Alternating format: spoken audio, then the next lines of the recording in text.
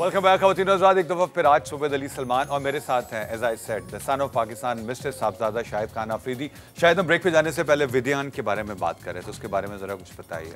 विद्यान अभी कुछ अर्से पहले ही शुरू किया है और इसलिए कि जेंट्स का जब काम शुरू किया था कुर्ते वगैरह का, फिर उसके बाद फिर लेडीज़ बहुत सारी थी जो कह रही थी कि भाई हमारे लिए भी कुछ होना चाहिए, तो उनके लिए लेडीज़ के लिए कुछ अच्छे डिज़ाइन वाले कपड़े जो उन्हें बहुत ज़्यादा उन्होंने लोगों ने बड़ा अप्रिशिएट किया, बड़ा पसंद आया लोगों को वो सारा कुछ।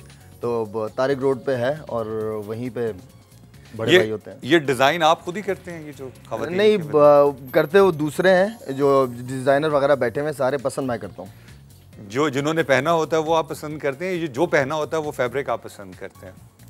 फैब्रिक पसंद करता हूँ। फैब्रिक आप पसंद। अच्छा, अभी रिसेंटली बड़ी एक इंटरेस्टिंग खबर आई थी शायद कि आप हुमायूं सईद की ज़िंदगी पे एक मूवी बना रहे हैं जिसमें गोविंदा को आप हीरो ले रहे हैं। गोविंदा न्यूज़ पहले ठीक दें फिर मैं बताता हूँ मुझे।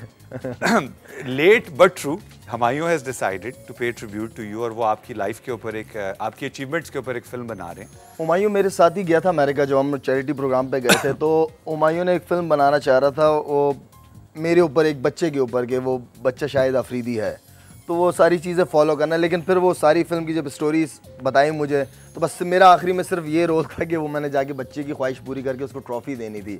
लेकिन खैर फिर काफ़ी सारे जब घर वाले और फिर बड़े बुज़ुर्ग बैठे, उन्होंने मुझसे बात की और उन्होंने इस चीज़ को नहीं माना।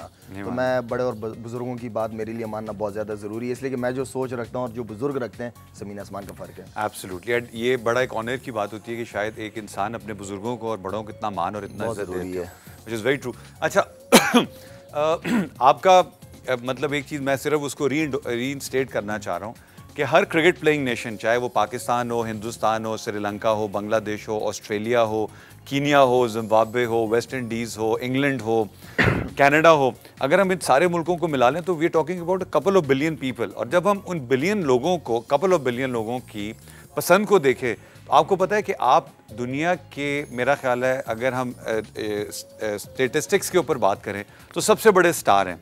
तो ये जब इतना बड़ा स्टार इन छोटे छोटे कमर्शियल्स को या ब्रांड्स को इंडोर्स करता है, तो क्या they actually pay you according to what your real value is? Shahid, यहाँ पे अगर देखी जाए जो हमारी मार्केट है यहाँ पे, वो इतनी हाई नहीं, आपको भी पता है, आप काफ़ी इससे ज़्यादा बेहतर तरीके से जानते होंगे, लेकिन यहाँ पे इतनी मार्केट है नहीं, यहाँ पे इतना पैसा नहीं है। लेकिन अल्हम्दुलिल्लाह जो भी मिलता है मैं तो शुक्र अदा करता हूँ। लेकिन ये है कि जितना होना चाहिए उस हिसाब से वो मार्केट नहीं है यहाँ पे स्टार्स की। उसकी वजह ये है कि आपको जो मिलता है आप शुक्र अदा कर लेते हैं विदाउट रियलाइजिंग कि जो आपके लिए रखा जाता है वो एटलीस्ट उससे 5 गुना ज़्यादा होता है। इधर आप शुक्र अदा करते हैं, उधर वो डेफिनेटली ब्रांड वाले आपसे ज़्यादा शुक्र। बट ऐसा क्यों होता है? बिकॉज आपकी इंडोर्समेंट के ऊपर चीज़ की वैल्यू जो है वो तो 10 गुना हो जाती है, लेकिन आप, बट एनीवे, ये इसको ज़रूर मलहूज़े खाते रखा करें। शायद काफ़ी लोगों ने मुझे इसके बारे में कहा है, लेकिन मेरा मैनेजर है, नॉर्मली वो दुबई रहता है, तो पाकिस्तान के जितने भी होते हैं मुझे खुद या छोटा भाई आके कर देता है। पैसों के मामले में किसी से बहस होती नहीं है मुझसे। अच्छा, पैसे भी तो आप सुने डॉलर्स में लेते हैं ना? डॉलर चढ़ भी तो रहा है तो हर चढ़ती हुई करेंसी, अच्छा खैर उसकी उसी की तो बात होती है, हर चढ़ती हुई चीज़। अच्छा, शायद जो मुल्क के हालात हैं, हर सेंसिटिव आदमी, जैसे आपने अभी कहा आप चैरिटी और वो सारे काम कर रहे हैं, जैसे ना गैस आती है, ना बिजली आती है, ना पानी आता है, तो इन हालात में इंसान में जो फ्रस्ट्रेशन पाई जाती है, how do you cope up with that? I think बहुत मुश्किल होता है। ये चीज़ें लोगों की नज़र आती हैं, उनकी फ्रस्ट्रेशन नज़र आती है, मीडिया के थ्रू नज़र आती है, बहुत मुश्किल है। और मेरे ख्याल में जब से हमारा मुल्क बना है तो ये बिजली और ये, अच्छा सलमान, बात ये सारी चीज़ें फिर भी लोग बर्दाश्त कर लेंगे, लेकिन जो सिक्योरिटी प्रॉब्लम्स हैं, टारगेट किलिंग्स हैं, एटलीस्ट इनको तो संभाल लो खुदा के लिए। ये भी नहीं संभल रहे ना इनसे, ये लोग ये चीज़ बर्दाश्त नहीं कर पाए। शायद आफरीदी के पास इस मसले का कोई हल है? जैसे इमरान खान साहब कहते हैं कि देखिए जी, बात यह है कि हमें दूसरा बंदा नज़र आता है, उसकी गलतियां नज़र आती हैं, तो बेहतर यह है कि हम दूसरे की अच्छाई देखें और अपनी बुराई देखें। हर बंदे को ठीक होने की ज़रूरत है, इंडिविजुअल हर बंदे को बेहतर होने की ज़रूरत है, ठीक है। मुझे अपने आप को देखना चाहिए कि मैं अगर एक सिग्नल है उस पर कितनी देर खड़ा हुआ हूँ, मैं उस सिग्नल पे 2 मिनट 1 मिनट खड़ा रह सकता हूँ कि नहीं खड़ा रह सकता। आप खड़े होते हैं सिग्नल मैं पे? अल्हम्दुलिल्लाह मैंने आज तक, ये अभी मुझे जो मेरे साथ मेरा दोस्त उवैज़ आया है, इस सिग्नल तोड़ने की कोशिश कर रहा था, मैंने ये हरकत नहीं करना, मैं खड़े रहो आराम से। तो बात यह है कि जो वो कहते हैं ना, अगर किसी मुल्क को देखना है, उनकी आवाम को देखना है, तो उनका ट्रैफिक देख लें, आपको पता चल जाएगा। तो एटलीस्ट हमारे ऊपर जो रिस्पॉन्सिबिलिटी आती है, एटलीस्ट हम उसको तो अदा करें। शायद एक सवाल आपके बारे में अक्सर लोग कहते हैं कि इतना मुंबई अटैक्स ने इंडिया को नुकसान नहीं पहुंचाया जितना शायद अफरीदी के बल्ले ने अकेले पहुंचा दिया। Is that right? वो उनके लिए बहुत बड़ा मसला था क्योंकि वो तो खेल था, लेकिन वो तो एक बहुत सीरियस मैटर था। और मेरे ख्याल में इंडिया के खिलाफ हमेशा क्रिकेट ज़्यादा एंजॉय की है, मज़ा आता है, प्रेशर भी बहुत होता है और प्रेशर में एंजॉय करना अच्छा लगता है मुझे। मैं ये बताएं, इतने बड़े बड़े लोगों के साथ आपने खेला और इतने लोगों ने इतने बड़े स्टार के साथ खेला हुआ है, ये जो स्टार्स होते हैं, शायद ये जो बाहर, जैसे भी मैं इंटेंशनली इसलिए सवाल किया कि जो क्रिकेट के अंदर आपके लीथल एनिमीज होते हैं, एक क्रिकेटिंग कंपेटिटर है बहुत बड़ा, युवराज सिंह। वर्ल्ड कप जीतने के बाद युवराज हैज़ बीन रियली सिक, आप उससे राब्ते में हैं, आप उसको फॉलो कर रहे हैं? मैं जब इंडिया से भी हमारा बांग्लादेश में मैच था तो धोनी वगैरह से बात हुई, उसके हवाले से उसकी तबीयत पूछी तो कह रहे हैं वो अभी काफ़ी दिनों मतलब बेहतर फील कर रहा है और इंडिया वापस आ जाएगा। जो मेरे ख्याल में इंडिया वापस आ गया, उसका नंबर मुझे मिल नहीं रहा था ताकि मैं उससे ख़ुद कांटेक्ट करता, लेकिन मैंने अपने मैनेजर को कहा है तो इंशाल्लाह मे भी कुछ दिनों में उसका नंबर आ जाएगा, फिर उससे लाजमी कांटेक्ट करूँगा। इसलिए कि वो मैं जब भी इंडिया जाया करता था, यूवी, बज्जी, हरभजन सिंह और ज़हीर खान हमेशा मेरे पास आके कमरे में गपशप लगी रहती थी, तो वो अच्छा लड़का भी बहुत अच्छा है वो। शायद एक इंसान ऐसा है, आपको तो अल्लाह ताला ने आपका जो एट ए लेटेस्ट स्टेज वो ट्रू क्लेम दे दिया।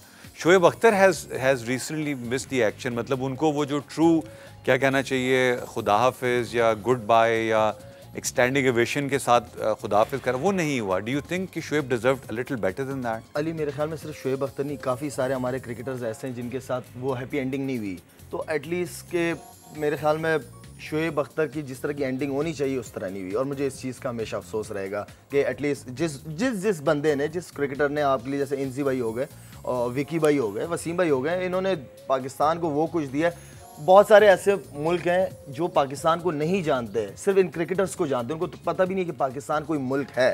9/11 के बाद पता चलना शुरू हुआ है लोगों को पाकिस्तान का। आप लोगों ने क्रिकेट की वजह से पहले बता दिया, क्रिकेटर्स की वजह से पाकिस्तान का काफ़ी लोगों को पता चला और हकीकत में इनकी वो एंडिंग नहीं हुई जिस तरह मैं चाह रहा था। और मेरी अल्लाह से ये दुआ है हमेशा कि मेरी जब मैं क्रिकेट ख़त्म करूं तो एक अच्छे और पीक टाइम पे ख़त्म करूं। वी विल मेक श्योर कि Shahid Afridi will go with the happy end इंशाल्लाह। और अभी तो खैर there are couple of years to go, 2-3 साल तो कम से कम आप जो परफॉर्मेंस या जो फॉर्म आपकी है, आप समझते हैं अंदर के हालात ठीक हैं, अंदर के हालात ठीक हैं, बाहर के हालात से लग रहा है कि अंदर के ठीक है तो बाहर ठीक है, पुख्ता है और कायम है।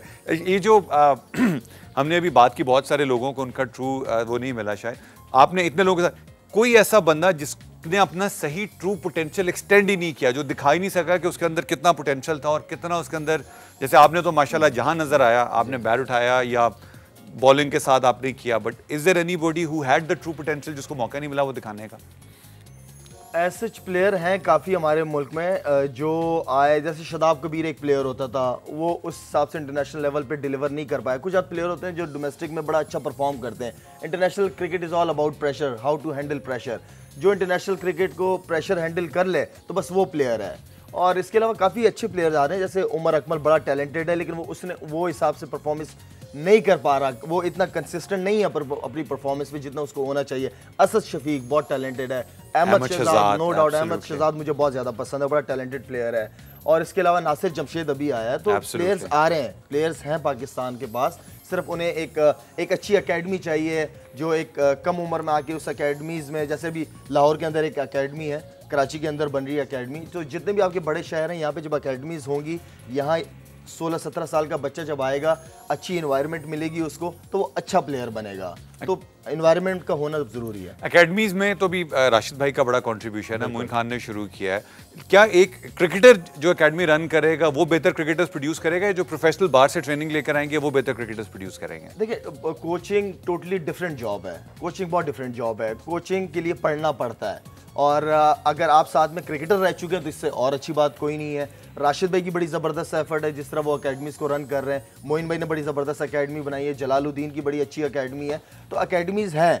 और मेरे ख्याल में ये अकेडमीज़, जितनी अकेडमीज़ होंगी, जो नया बच्चा आएगा उसके लिए जितना आप उसको फैसिलिटीज़ देंगे उतनी अच्छी। अच्छा, शायद एज अ पाकिस्तानी मेरा आपसे सवाल है कि हम आपका शुक्रिया किस तरह अदा करें for what you have done to Pakistan? क्या हम हिरन मीनार का नाम चेंज करके शायद मीनार रख दें, शालामार बाग का नाम चेंज करके शायद बाग रख दें, हम क्लिफ्टन का नाम चेंज करके शायद टन, किस तरह हम आपको शुक्रिया अदा कर सकते हैं? शुक्रिया, आप लोग जिस तरह हमें सपोर्ट करते हैं टीवी चैनल्स पे बैठ के, जिस तरह आप लोग हमारे लिए दुआएं करते हैं, मुश्किल वक्त में हमारा साथ देते हैं, मेरे ख्याल में मेरे लिए इससे बड़ी चीज़ और कोई नहीं है। शायद आपके और आपके फैंस के बारे में बड़ी कंट्रोवर्सी है। मैं आपके फ़ैन के तौर पे, मैं और मेरे जैसे 18 करोड़ लोग जो हैं हम सब के दिल धड़कते हैं, हम उसको देख नहीं सकते। हम सब के जिस्मों के अंदर रूह है, हम अपनी रूह को फील नहीं कर सकते। हम सब के अंदर खून गर्दिश करता है, मगर हम उस खून को फ्लो करते हुए नहीं देख सकते।